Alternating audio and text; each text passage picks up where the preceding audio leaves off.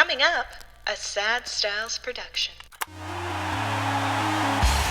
Hello and welcome. My name is Mikey Aaronworth, signing on to the sign-off of Frameworth podcast for yet another week. It is the forum for all the stories you didn't know you wished you knew about the world of sports and sports marketing. And in this week, something a little bit different, which we'll get into in a little bit. We've got our guest there on the screen who I'm going to introduce in a second until we doing a great job of waiting his turn to speak. Not all guests do this.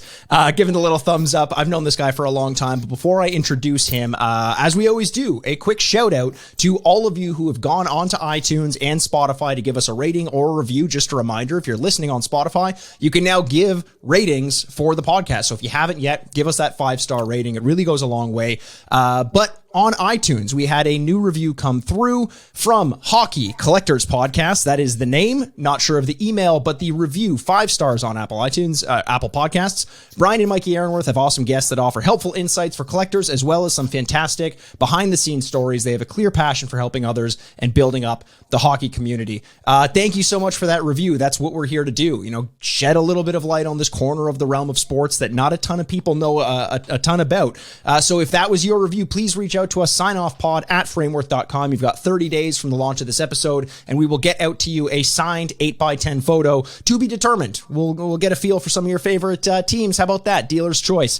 But speaking of dealers and choosing some things to bet on, we have a very interesting guest, interesting in a lot of different ways that I'm going to introduce here. He's a great friend, a partner in the Sad Styles Production Podcast Network, and has been hosting, engineering, and promoting a sports gambling podcast of his own for over a year and a half. Today, I sit down with podcast and sports aficionado Andrew Bascom. Oh, hey, Mikey, how you doing? Not too bad, not too bad. Andrew, this is, look, a little bit of a peek behind the curtains for the listener here.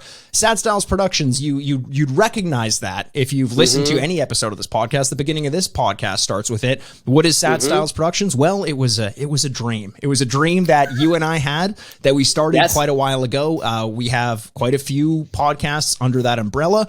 One of which is your podcast. It's Losing Money with Andrew Bascom, and it's a sports gambling podcast that, listen, I'm not a huge fan of sports gambling. I don't do it very often. I often lose when I do it. Therefore, when I listen to your podcast, I absolutely love it. The only time I don't lose is when I listen to yours. So, first of all, Andrew, a quick question, because I want to get to know you and I want our listener to get to know you. You and I have known each other for more or less our entire lives, family friends from a young age. Tell me a little bit about yourself. You know, I know we want to talk gambling, but how about a little bit of a lean in with collecting? You know, this is a podcast that's often focused on collecting, sports collecting. Do you have any history with collections, collecting, sports or otherwise? Well, you know, it's talking about peek behind the curtain. It's, you know, being family friends with you and your family and your co-host, you know, it was easy to become a collector because of the access that you guys had to so many incredible things. And so at a pretty young age, your dad for my birthday or, you know, whatever occasion would come up, there would all of a sudden be like a little Wayne Gretzky thing every once in a while. And all of a sudden, my bedroom had been filled by every square inch with Wayne Gretzky memorabilia, every square inch with Wayne Gretzky memorabilia, and really cool stuff too, like LA Kings signed jerseys and the 99ers tour when they were on lockout, and they traveled and did a barnstorming tour. I had an Indianapolis Racers jersey from the WHA. Really crazy, cool stuff. So it was so weird because it was such a part of my life as a child that you grow up and you're like, oh, this is just normal. And then people would come over and just like sauce ride, like, oh my God, I can't believe. I'm like, oh yeah, this is pretty cool, isn't it? It's funny because I have such a similar experience growing up. Collecting was just in my little kid mind. I just thought that everyone collected. Everyone had like a Wayne Gretzky thing here and there because I grew up with it, you know, and thanks to my dad, who I should mention is not joining us on this podcast today. He's usually the co-host, but he's on vacation. He had enough. Good. And it's funny because before he went on this vacation, he was very vocal about the fact that he had enough with Toronto for the time being. He was very excited to get away. So he's leaving us for this week, potentially next week. We're not bothering him as we move forward with this podcast for at least the next week or so. Yeah, he would come home, same sort of thing with me. You know, he would have these kinds of items. And I remember your place, and this has to be driving some of our collectors a little bit nuts. With regards to the fact that you started off with basically like the creme de la creme of collectors memorabilia. The 99ers jersey is one that people it's still highly sought after. The Racers jersey especially is one that we've talked about a ton on this podcast. What ended up happening to those items? Do you remember? They, after my parents moved out of our childhood house, eventually they just, you become an adult that like I live in downtown Toronto, and you have an apartment, and you're kind of like, what am I going to do with this? And unless you really jump down with 2 feet and like commit yourself, which so many of your guests have done, and they've done such a good job of making it look amazing. Yes. Mine would have looked so like, so weirdly tacked on. Like, here's your collection of vinyl, and then there's a jersey from the 1970s when Wayne Gretzky played in Indianapolis. You're like, what is this? So eventually I departed with some of the stuff, and I've held on to a couple of pieces, but eventually they'll make their way in when I have more of an anchored home setting. Let's say that. Is there anything else that you had ever got into collecting? Was it more just having these and having these kind of given to you, and therefore you had a collection? Because a lot of the people that we've spoken to, we talked to Mike Wilson last week on the podcast, the ultimate Leafs fan, with a Leafs collection that sold for multi-million dollars to a museum in Ottawa.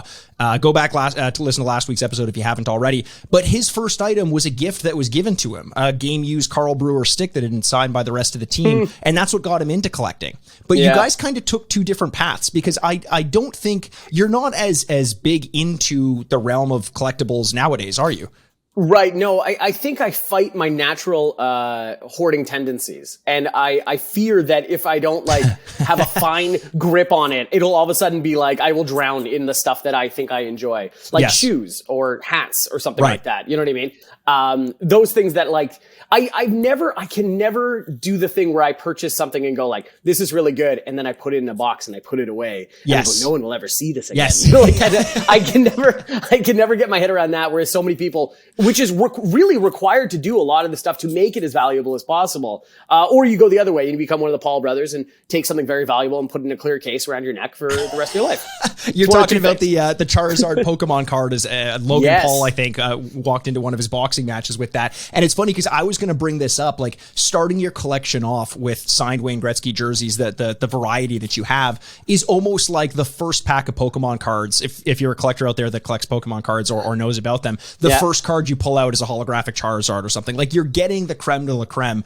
I don't know why on a sports collecting podcast I just used a metaphor about Pokemon. But you probably don't understand collecting. Let me talk to you about Pokemon cards. That does speak to something that I did want to bring up here too. Sure. If you're wondering, as the listener, why Andrew and I are getting on so well, we actually do have another podcast that we do together. It's called The Retrograde. It's a video game podcast. That's where my nerdy tendencies come out. We've referenced it on this podcast a couple times before. So if you're interested, go check that out. We each have quite a few podcasts that we've got our hands in now, and I figured, what better time to get Andrew on and talk a little bit of sports memorabilia and then gambling, which I do want to get into in a little bit. But I have this question though, because you unlike some of our other guests, kind of moved away from the realm of collecting, and we've talked to a ton of people who oftentimes are like, I would love to order another piece, but I just don't have any space on the wall. So every time they order something, either from us or from someone else, they just tuck it away in a closet or something. And to them, that's collecting. Knowing they have it is just as good. But you went in a different direction. Where did that energy go? Like you mentioned, fighting that hoarding mentality in regards to sports. Did you put it into anything else? Or were you just always kind of, the jerseys on your wall and the sports on TV, those were two separate things? I think they are, like, they really are two different experiences. I never got the feeling. I also really do believe that I was just too spoiled as a kid. I got it too early. I didn't feel that grind, and the way, like, if somebody just helicoptered me to the top of Everest, it's not like I did it. I did it, crushed it. I remember this journey forever. It's, my first car, somebody tosses me a Lamborghini keys, and I'm like, well, I guess I'm good for cars now. Yes. I think part of that is it, whereas that, you get something as an introductory piece and you build that up. I think the process is really the fun part. So I think I lost that part. So it never caught me like it would be if I was like, it was first Carl Brewer and then it was Tim Horton and then, whatever, So, I wonder what it is. I think, I'm a really big live experiences guy. I love going to games. I love theater. I love these kind of things where it's actually introductory. And I think if I was going to take that, let's be real, monetary value that is required for the collection, I think I'm using it towards those singularly live fair. experiences. Sure. And and then if anything, I'm collecting like the badges and the tickets and stuff like that. And I've got a little little binder that I keep them all in and stuff like that. Even though I'm not sure I would go back and look, but knowing they're there makes me happy. So I relate to that in some way. That's interesting. And my dad and I talk all the time about how in our houses, we don't really have any pieces of memorabilia. It's more about the experiences that we've had or like a photo that we took with someone.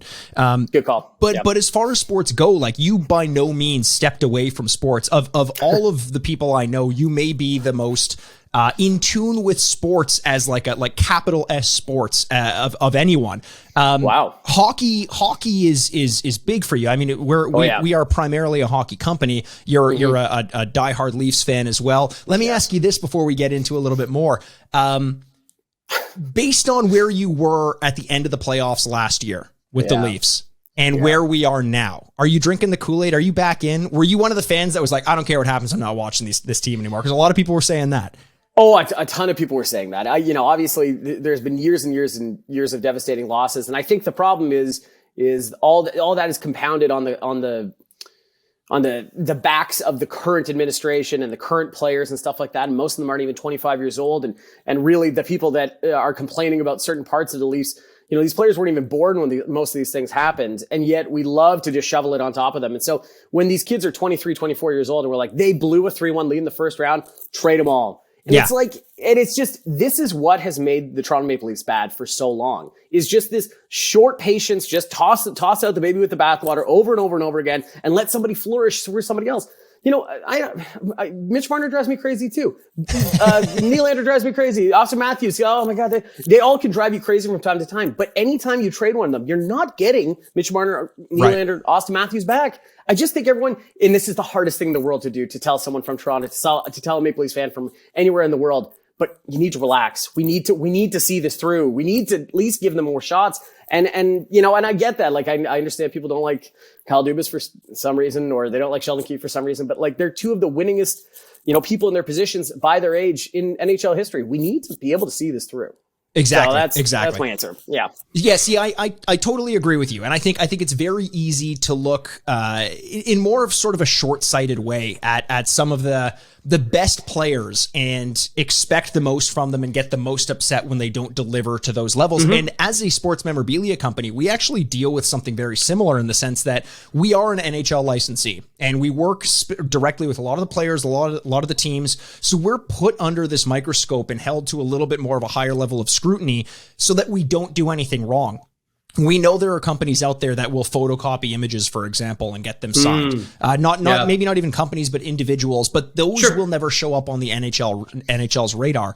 But for us, if we mess up one thing, like forget to pay royalties on something, or use an image in an incorrect way, or don't get it properly approved through the right channels, we're the first ones that people go to. It's almost like there's a certain level of expectation that's set by playing to a certain standard, and now you can't go. And it's like if any of those players that you mentioned played on the fourth line and they were getting 6, 8, 10 minutes a game or something like that, and weren't performing at the same levels, we wouldn't be talking about this. But especially in Toronto, people just have such a propensity to demand the most from everyone at all times. Well, yeah, and it's not even Toronto sometimes. It's not even, the line that they play under, the salaries they make. If they were playing for Columbus, I think people would be like, wow, have you seen this guy? He's pretty good, but yes. What you're asked for here, we get made fun of. I'm born and raised in Toronto, and I understand that there is a certain amount of center of the universe stuff that other people don't like about it. And trust me, deservedly so. I mean, we deserve to be the center of the, we're in Toronto after all. What do you expect? What am I supposed to live in Winnipeg? Get out of here. It's that I totally understand the idea that if I had to turn on TSN, I turn on the same sports center that everyone else turns on and they run with the Leafs no matter whether they're good or bad. That would drive me crazy if I lived anywhere else. So I totally understand that. But you have to also understand there's, 8 million people that live in the GTA and the expectations are just a little bit higher. So that's what it is. Exactly. I wanted to kind of get that perspective from you, get a little bit of insight into your interpretation and expectations from the team, because I wanted you to sort of speak about your knowledge of sports. Sure. Without that knowledge, you never would have been able to run a sports gambling podcast. Now, we mentioned it before. It's Losing Money with Andrew Bascom is the name of it. I'd love to know a little bit more about, because I actually don't know if I know this about you. Okay. But you had to have started gambling at some point, right? What is your history with sports gambling? Yeah, I have always loved, I'm a very competitive person by nature. And I think that's inherently where most people's gambling or interest in gambling comes from. Whether you want to be the smartest person in the room or you want to win at everything, or, there's a reason why a lot of athletes have, interest in gambling, I'll say, is because they're used to being competitive and being right. And it's great because what makes gambling, whether sports gambling, cards, whatever, you want to flip quarters against a wall, you want to do whatever, there's a certain amount of randomness to it that makes it fun. Because if you are Michael Jordan, a famous gambler, and you're gambling at basketball, which I am. Yes, you are, and you're very good at basketball. And it's people are always like, "Who's the GOAT? LeBron, Michael Jordan?" I don't know. Probably is that probably it could be any of them. Is that if it was just basketball, it's not fun. He's trained his whole life to be good at basketball, and he's very good at basketball. There's a certain element of randomness that makes it fun because you're kind of chasing that dragon. And so at a young age, I was very competitive, and that never went away. And it kind of got funneled into odds and numbers. And I was a pretty active kid, like especially when I was growing up. The internet was growing up with me, and we had a computer in like the kitchen, which I don't know why computers were always in kitchens, but reading early people on the internet speaking about gambling, there was like this code that was like, you don't talk about it, but we all know it's happening kind of thing. And you wanted to be part of the cool group of like, I know what's going on. Like I know when the announcer goes, ooh, some people are going to be upset about that because they lost by 6 and not 7, like that. You wanted to be part of that cool thing. So, and that was always something that I tried to be a part of, even at a young age.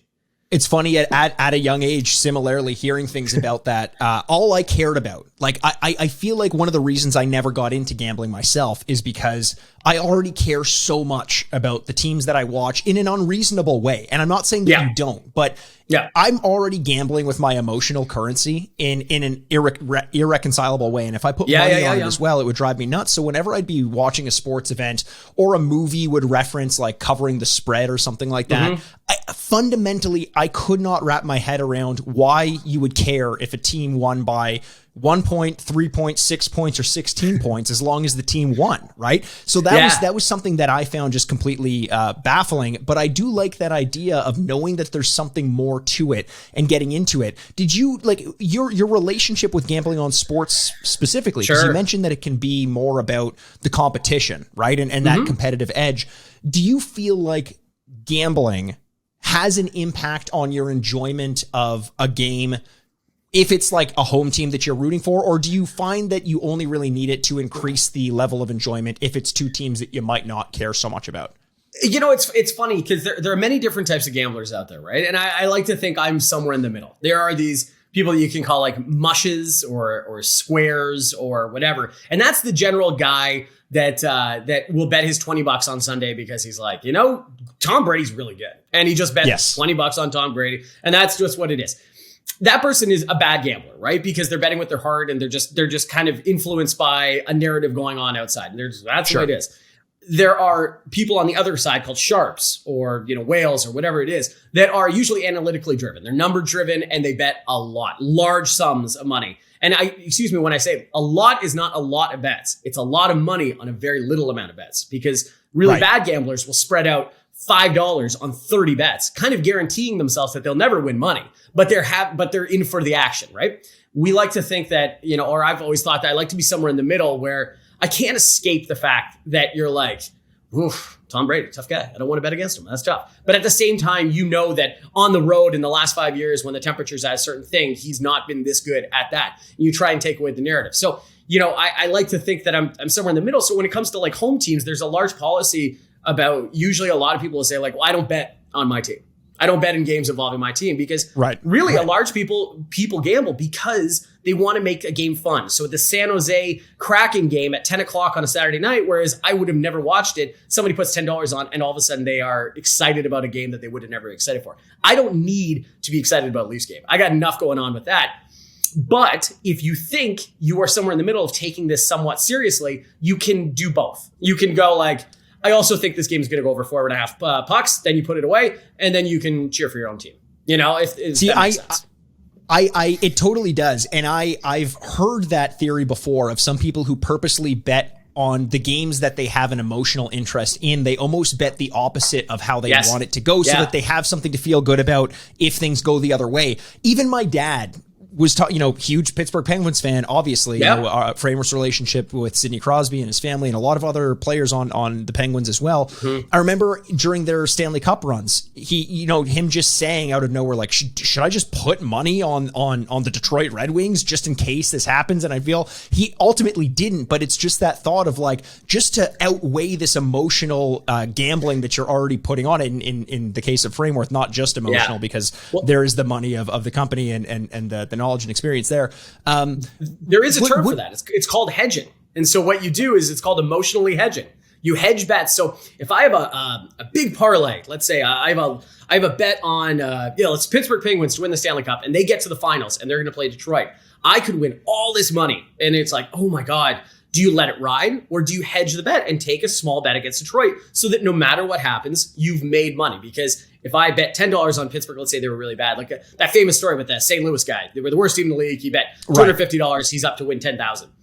Right. Well, if I bet $1,000 because they're in the finals, I'm now going to make more than I did for the $250. Or if Pittsburgh wins, now I win $10,000, and either way I win. So like hedging is a real thing. Emotional hedging is the opposite, where I go, I'm going to the Leafs are playing the Blues. I'm going to cheer for the Leafs. I'm going to bet on the Blues. So either way I win. But the way I see that is either way you lose. Like either way you're lose. Sad. Yeah.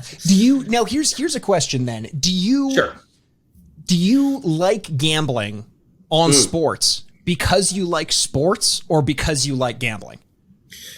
No, because I like sports. I'm not gambling on things I don't care about. I'm not gambling on cricket. I'm not gambling on, like there was that dark period during the pandemic. No, not the disease and loss of life. The part where sports stopped and you had nothing to gamble on.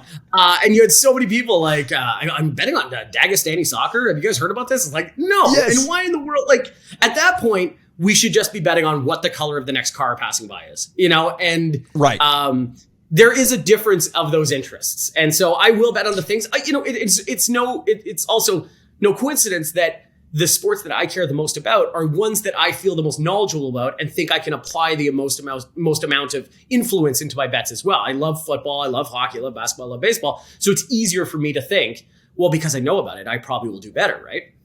Well, so here's a question for you then. I've had this conversation with you as well. Some sports appear to be more predictable than others. I mean, baseball being the one that seems to be the most stats driven, for example.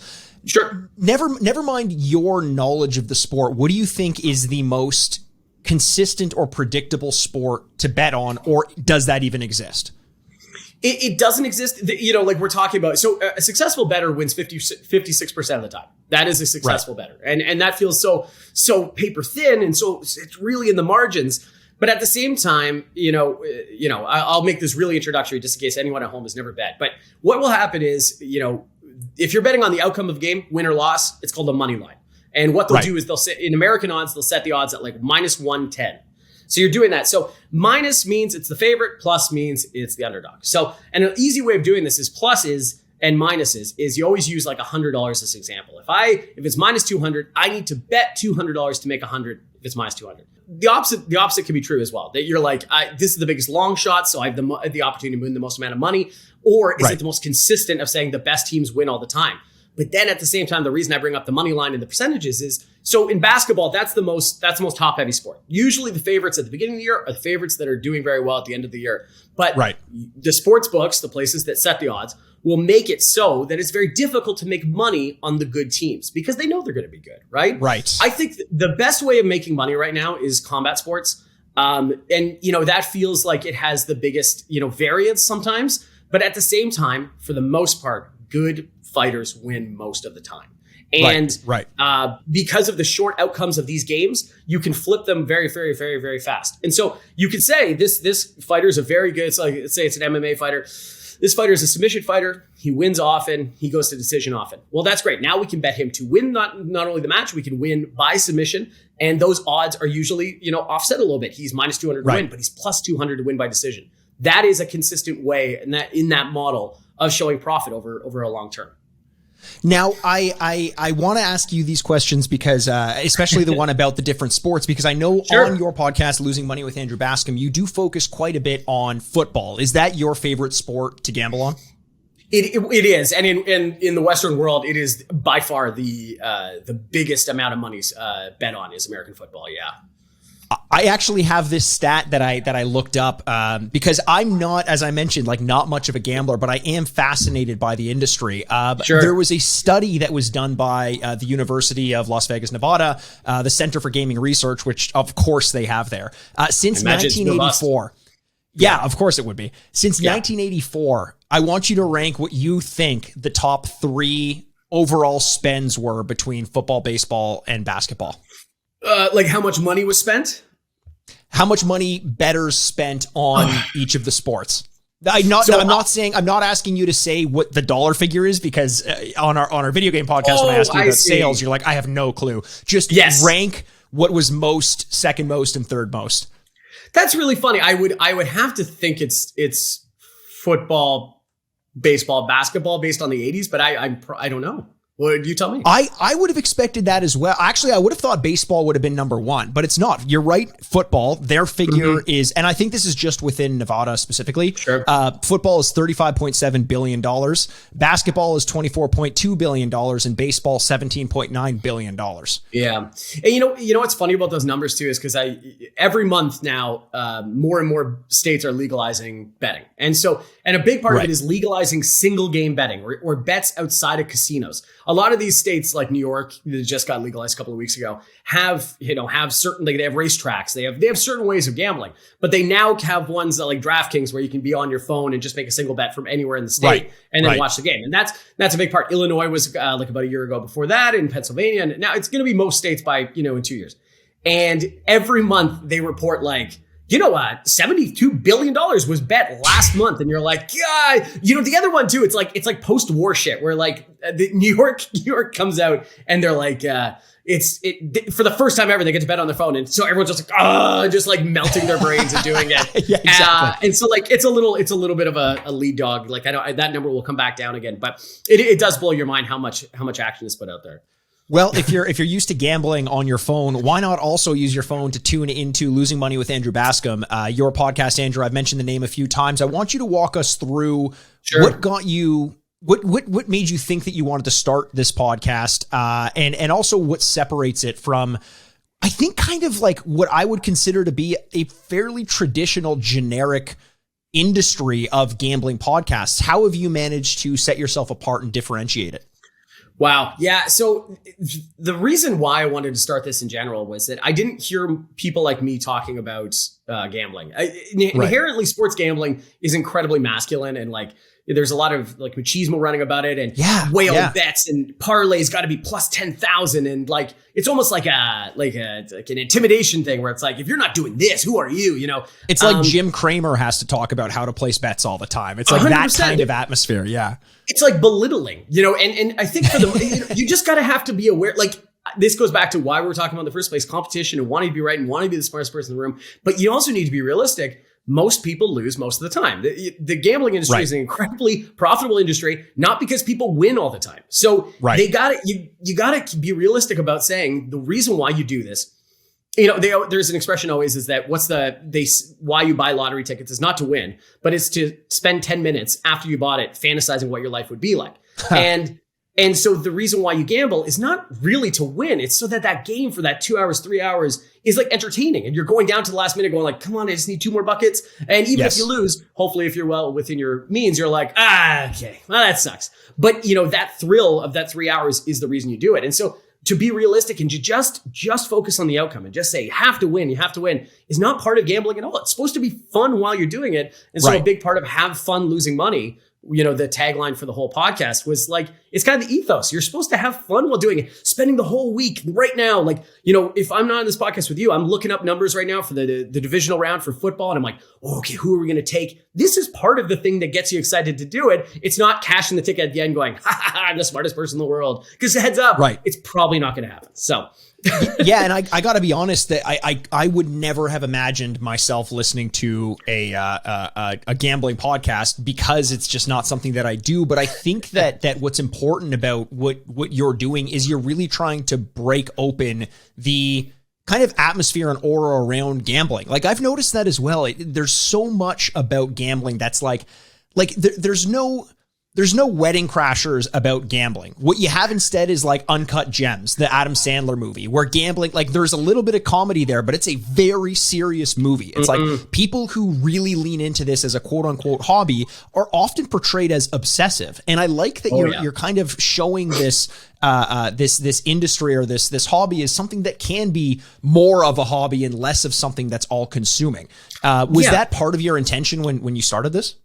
Well, for sure. I think you're right. The display is always of gambling and inherently, even when I speak about it, you can see people going, ooh, like even betting $20, I've got a real problem. You know what I mean? But, right. That was just because I asked them for money, but yes, is that you inherently are believing that like there's something inherently wrong with it, but there's a downside of every industry. Yes. On the surface, gambling, it's very much at the top because the display is always like the guy that loses it all. Oh, I needed this one really badly. But really at the end of the day, it's more of a form of entertainment than anything else.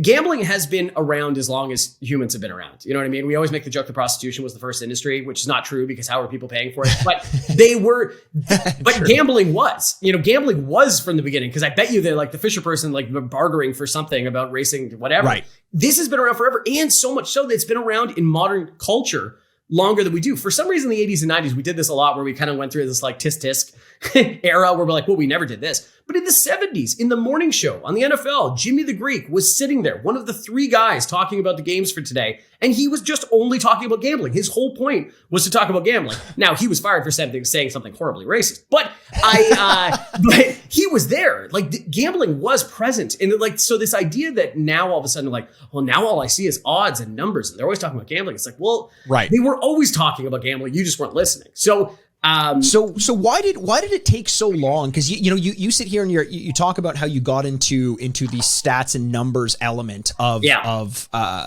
sports and gambling as well, like breaking everything down into a spreadsheet. If gambling has been around so long and so much of gambling has revolved around statistics, why did it take so long for some leagues to adopt a stats driven approach? That's a really good question. I think even take away gambling for a second and just make it about numbers. And then you can even talk about how hard it was for somebody to even show up to a hockey rink and go, I actually think it's a lot better if we play like this. I think it's a lot better in a baseball diamond if we just try and get people on base. I don't care if they walk. No. They got to hit singles. They got to hit doubles. You know what I mean? This whole now home run and strikeout strategy. It's like, no, get out of here. That was just people that were like incredibly bright and, went to all these like post-secondary education going, I think there's a smarter way to play. And people, who have been part of the game forever, it's like, shut up, get away from me. This goes back to my Kyle Dubas thing, but so now just apply on secondary a way of corruption that people could view. Like one of the best baseball players of all time is now in the Hall of Fame because of gambling. Now, Pete Rose didn't gamble on his own team, so what you want to think about that? And also, Hall of Fame is a museum, so it's really stupid he's not in there. But that is the insinuation that they're like, well, now they're all going to gamble on this. Heads up, if they wanted to gamble on it before, they can gamble on it now. Just because it's not like it's not like it showed up and people were like, you can what? Oh wow, yes, okay, this is great, awesome. I definitely didn't think about this. I forget his name now, but the NBA referee, Tim Donaghy, thank you. He was the You're welcome. I really contributed a lot to that. Yeah. The producer was in my ear. He was gambling on a game in the NBA in the finals and in the NBA playoffs in the early 2000s, long before this was all legalized. So to say that this is like a new thing, I think everyone needs to like stop clutching their pearls a little bit and be realistic about the world they live in. And to be honest, if anything, these sports leagues have been pushing away a thing that could have been making them a lot of money for a long time. And I don't really understand why they didn't partner it. If they partner with it, there's a lot of similarities where we live in Ontario with legalization and, decriminalization of marijuana. And now there's shops everywhere and stuff like that. It's kind of one of these things. Well, it's going to happen. So why not find ways to make it profitable for the people involved in it? You're talking about legitimizing or having like a gambling website as a sponsorship, for example, for the league. And to legislate it, to this is the way you can watch it and profit off of it and make sure it's on the up and up. And somebody's not getting their, ankles broken for, whatever. So it's more that it's profitable for everyone. It's safer for everyone. And it's more exciting for everyone because more people are going to watch your game. Like I said, they're going to watch the San Jose Sharks and the Kraken at 10 o'clock at night where maybe I wouldn't have watched that otherwise. See, it's so interesting because one of the things that we always like to get into, or I guess kind of the subtext of this podcast in general is, obviously we all know sports, we love sports, we watch them just on their face for what they are. I like to watch my team face another team, try to put the puck in the net, but just the way you speak about gambling and it's funny because even using the word gambling when I do right there, it almost feels like a dirty word sometimes. I know. Like you mentioned the pearl clutching, like it does feel like something that you're not supposed to be doing. And yet everyone I know who gambles on sports, I understand there's an exception to this, just like there's an exception to the people who drink too much at a hockey game. But you can go and drink and enjoy yourself without going overboard. But the people I know who gamble with some sort of reservation in mind, the amount of enjoyment they get out of a game or a day's worth of gambling, like football Sunday is something that I've never understood. I watch some football primarily on the day of the Super Bowl. That's how I get most of my football watching in, which I know most people probably don't want to hear as the host of a sports marketing podcast. But if you can imbue that much more enjoyment into it by legislating and regulating and having people kind of do it responsibly, it does feel like there's just an entire industry that is untapped, I guess, in Canada and North America at least, but seems like it's been incredibly successful throughout the world. Yeah, well, absolutely. And I don't know. Also, the range of what gambling is to certain people, in our other podcasts in the retrograde, sometimes we talk about video games and there's a big push to say that when you can buy add-ons to games, there's a certain gambling aspect to that. Let's use NHL 22 as an example to keep it in the sports realm, right? Like in Ultimate Team, you can do that as well. Yeah, and people have argued, well, that's gambling because it gives you that same rush of like, oh, I'm going to put in money and I don't know what I'm going to get. Or Pokemon cards that you can physically go pick up down the street like we were talking about earlier. There is aspects of gambling in all parts of life, but people just don't want to admit to it. And now when you use the word, people, like we're saying, will go like, oh God, my advice to you too out there is going like, I've never gambled before. I want to get into gambling. Great. Awesome. Welcome. You're a degenerate just like us. And I encourage you to have fun. First of all, make a budget. Just make a budget. You should first of all have a budget in normal life anyway. It's good for you. Yes. So it's just add a new byline, make it entertainment, and then go, whatever based on whatever you're willing to spend. It's like $20 a week. That's what I'm going to spend. And so a big part of just to get into another thing, a big part of losing money is we're always trying to demystify some of the code words that people do to gatekeep people outside of this industry. And a big part of that is units. And so people will say, I bet 2 units on this. And people go, what the hell is that? And it's a way of saying, so you might bet $10,000 a game and I might bet $10 a game. But to us, that amount is a unit. So what people will say sometimes is that 1 unit is 1% of your bankroll, which is the amount that you're willing to spend.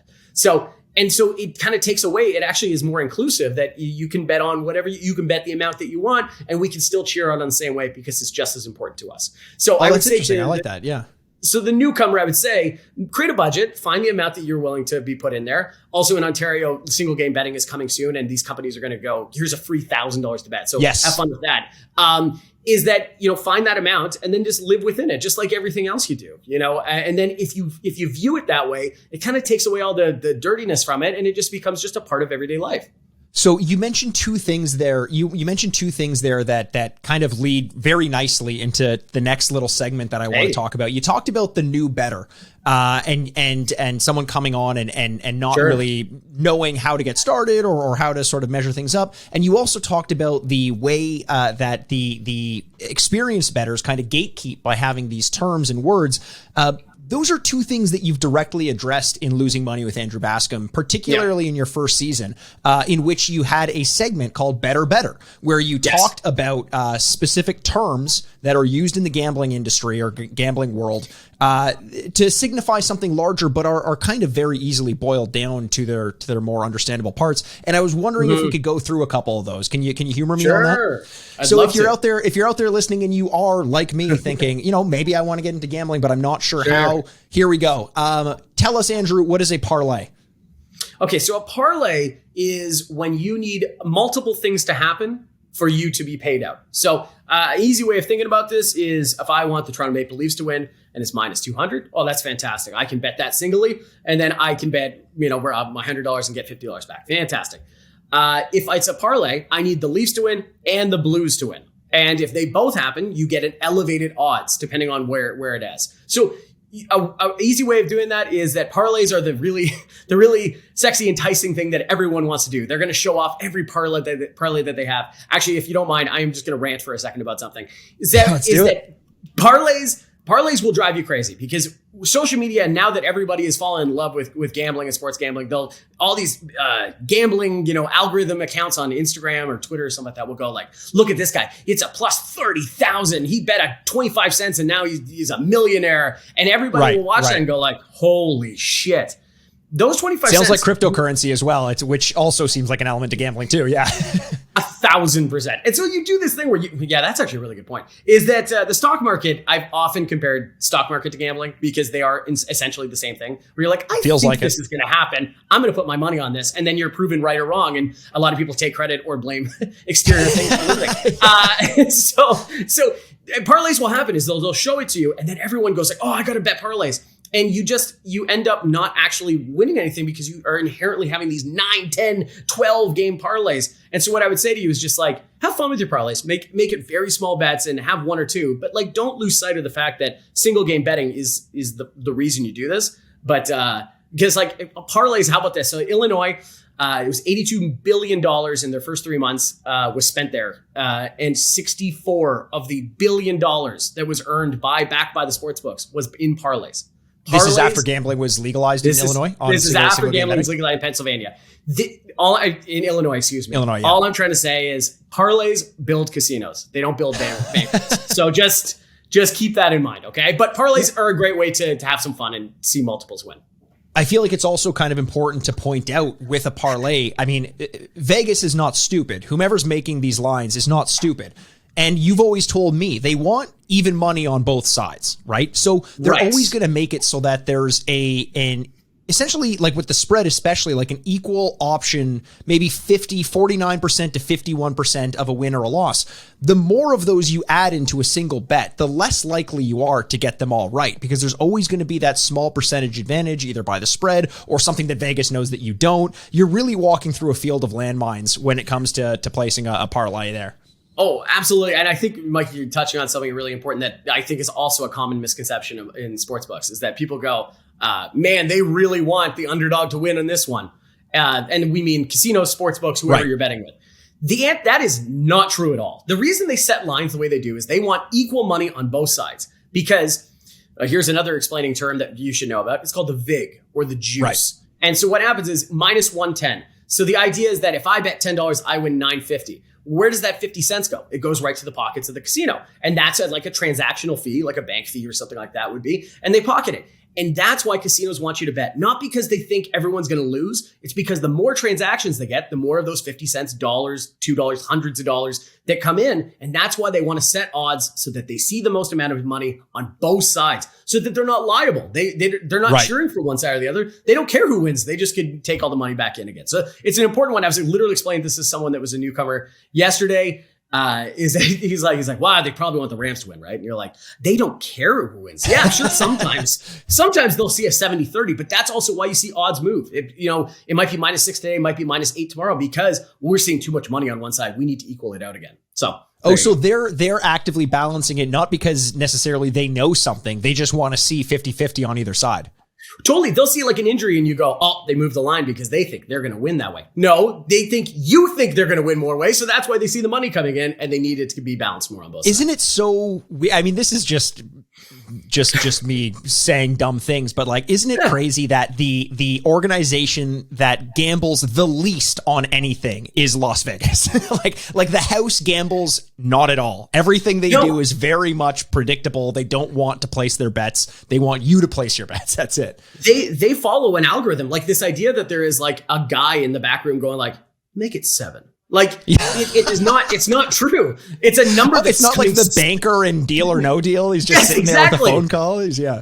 Like he's sweating. He's like, I don't know. Make it 43 over and under. I guess I don't know. No, he's. It's a number that's getting spit out. It's like, oh, the computer says 42. You know, like it just goes click, and they just rake money in. So. You know, it's so just keep that in mind where people like to create personality with it, like emotion. And emotion is like the biggest thing that will kill you in this. So don't like place emotion into this and go on like, they screwed us again. They didn't do anything, man. Well, so I've got two more betting terms that I want to go over quickly. One is a tease. Tell us about a tease.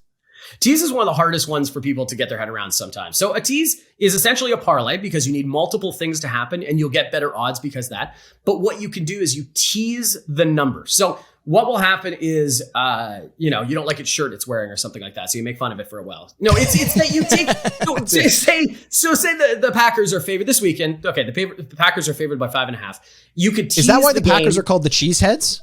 Because people are teasing them? Yeah, because they're like, oh, you stupid cheeseheads. And they're like, damn it, we're going to own this name. So they're favored by 5.5. You could tease the game 4 points. So what you'll do is you could tease them down, and then all of a sudden they will be now favored by 1.5. Or you could tease them up, and now they'll be, favored by 9.5. And so you can go 4 points on either way. I'm just using 4 as an example. You can make it 6, 7, 8, 9, 12. You can go a lot of ways. I think like a 14 point is called a sweetheart tease or something like that because it's just a stupid way of doing it. But then you'll need to do the same thing for another game. And so like another game would be the Buffalo Bills and the Kansas City Chiefs. And you're like, I like the Bills, so I'm going to tease them 4 points. And all of a sudden they are now 6.5 point underdogs instead of 2.5. So you can move the line with you. You get lesser odds than a parlay because you're manipulating the line, but it's essentially the same way of doing it. I love that. It feels like the more choice you're given, though, it's almost an illusion. Like it almost makes it more difficult. The illusion of choice makes you feel like you have a better opportunity. Monkey paw situation. Yeah, exactly. Yeah, so then tell us about what I believe to be sort of the opposite of that. Explain chalk to us. Chalk. Okay, so chalk comes from an old term for carnival workers. Where they would find suckers in the crowd and a person would rub chalk on their back of their shoulder. So the other carnies would know, I don't hope that's not an offensive term. The other carnival workers would go like... We do have a huge demographic of people who travel with the circus. God, I'm so sorry. You're alienating an an base, Andrew. The letters I'm going to get. And so the other people would find They don't know how to write. Carnies don't know how to... What are you talking about? You're not going to go there. What are you talking about? They would find that person and go, hey, come over here. I bet you could toss a softball in a milk can or whatever like that. The other where it comes from is that in horse track racing, it used to be before it was digital or monetized, or mechanized. They used to write chalk on the board going like -330, grabbing money, and they would just grab money and start writing. And this guy would be just covered in chalk by the end because he was usually writing on the favorites. And so chalk is a term for favorites. Chalk bets are when the favorites come in horse racing especially, but now kind of it's become an expression for everything. We have a popular guest named Charlie Chalk that comes on because he loves betting the favorites. And so it's essentially a way of saying favorites or number one or high odds. I love it. And that's actually exactly why I use that as the last term. You know, we talked about a way in which you're trying to sort of add a little bit of levity to the realm of sports gambling with Losing Money with Andrew Bascom. And one of the ways you do that is you have guests who come on that are sort of larger than life characters. You've got the Panzerotti Prince, who is with you just about every week. You've got Charlie Chalk as well. And they all kind of play a role based sort of on their gambling instincts, I believe. Yes. When you first decided you wanted to have a gambling podcast, can we call them characters? Can we speak about them? Because they are kind of playing characters, and it's almost like on a comedy podcast how you would have a person coming on pretending to be so much one way, and yet it's for gambling. It's kind of a breath of fresh air. Was that the base premise of the podcast, or did that come to you afterwards? No, that was always the base premise. I surrounded myself with these people that would live in anonymity, but they're really just playing themselves in a large part, except when you don't have to say your own real name and all the confidence and machismo of gambling gets lost, you can really say like, I think this is going to happen because Tom Brady's the best, or I think this is going to happen because I hate the Tennessee Titans. And you're channeling the Panzerotti Prince, I think, right there. 100%. It's Panzerotti Prince, right? Charlie Chalk is just like, it's cold, so the score is going to be low. And whether that's not true, but you can't break that cycle for certain people. Sure. And so I have, you know, a cycle of really three kind of popular guests that come on, like Pants Right Prince, who's just, you know, very emotional and has fun and can't get away from it. Charlie Chalk, who's somewhere in the middle and follows a little bit of numbers and follows a little bit of his heart. And then I have the gambler on the other end who does a lot of teases and parlays and things like that. And he's completely analytical. And they show the range of where your thinking can be. And so when we, on the playoffs, especially for the NFL, what we're doing right now is that we will all take the same games. And to see the range of how they came to those decisions can help, you know, inform somebody at home going like, you know, oh, okay, good to know. Because if I watch NFL Live and they just scream at me for feeling bad about taking the Chargers or something like that, it gives you a range of going like, oh, so there is many different colors to the spectrum instead of all being shocked that the same thing doesn't happen to everybody. Yeah, and that's some of the feedback I hear quite a bit. As I am a producer on that podcast, so I do hear a lot of the feedback that goes as well. And it's often the fact that, you know, talking about the same game, it's not even necessarily about the fact that the characters who come on give different results and different bets. It's not that you settle on I'm betting for this team and this person's betting for another team. It's the way in which they reach that decision.